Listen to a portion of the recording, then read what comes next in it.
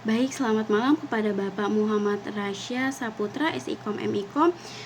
Sebelumnya perkenalkan dulu, saya Saskia Reisa dari KM 212 dengan NIM 250501010765. Baik, di kesempatan kali ini saya ingin menjawab soal dari tugas mata kuliah Digital Imagine.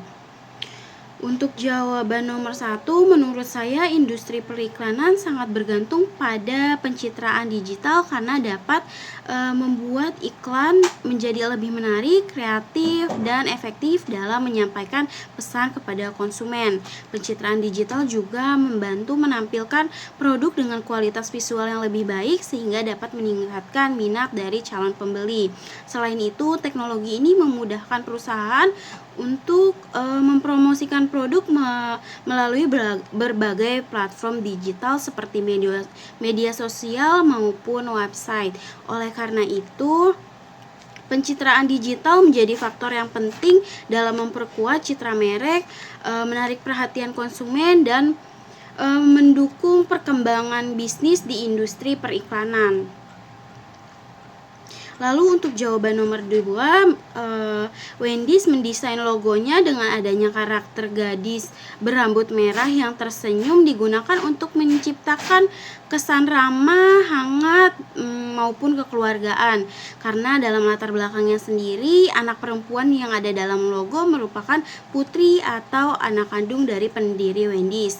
Selain itu, logo Wendy's yang sudah beberapa kali melewati rebranding, akhirnya logo yang baru di tahun 2013 menampilkan desain yang lebih simpel, sederhana, namun khas sehingga dapat mudah diingat oleh publik, tetapi tetap jelas terlihat pada berbagai media digital. Dan logo anak perempuan sendiri dalam brand logo sebelumnya belum ada, sehingga logo ini ingin terlihat berbeda dari brand lain. Dalam warnanya sendiri, warna merah mendominasi dalam desain logo ini, sedangkan penerapan warna yang digunakan untuk pencitraan digital dapat lebih mudah dikenali karena memiliki warna yang mendominasi merah, kuning, dan biru, yang menampilkan kesan kuat akan lebih efektif dalam membangun citra merek di benak konsumen. Oleh karena itu, logo Wendy's dipilih untuk merepresentasikan restoran yang ramah, berkualitas, dan mudah diingat oleh publik.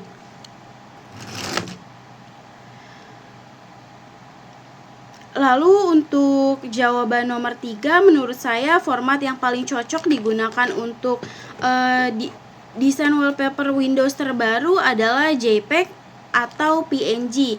Alasannya, wallpaper Windows biasanya berupa gambar dengan banyak warna, efek cahaya, dan detail yang menarik.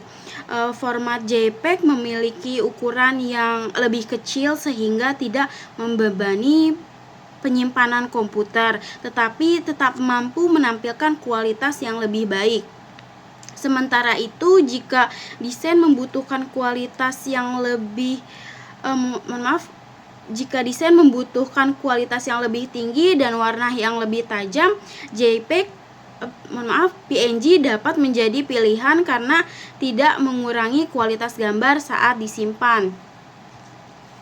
Dalam proses desain, gambar biasanya dibuat terlebih dahulu dalam format yang mendukung kualitas tinggi, lalu disimpan sebagai JPEG atau PNG agar mudah digunakan oleh jutaan pengguna Windows di berbagai perangkat. Oleh karena itu, saya memilih PNG atau JPEG karena keduanya mampu menampilkan wallpaper dengan kualitas baik, kompatibel dengan Windows, dan efisien untuk digunakan sehari-hari. Lalu untuk jawaban nomor 4, saat merekam acara olahraga yang bergerak cepat di stadion dengan ruangan pencahayaan rendah, saya akan menggunakan saya akan menggunakan shutter speed tinggi, misalnya 1/500 detik hingga 1/1000 detik, agar gerakan atlet dapat dibekukan dan tidak terlihat buram. Karena shutter speed tinggi mengurangi jumlah cahaya yang masuk, saya akan menggunakan aperture lebih rendah seperti f2,8 atau f4 untuk memasukkan lebih banyak cahaya.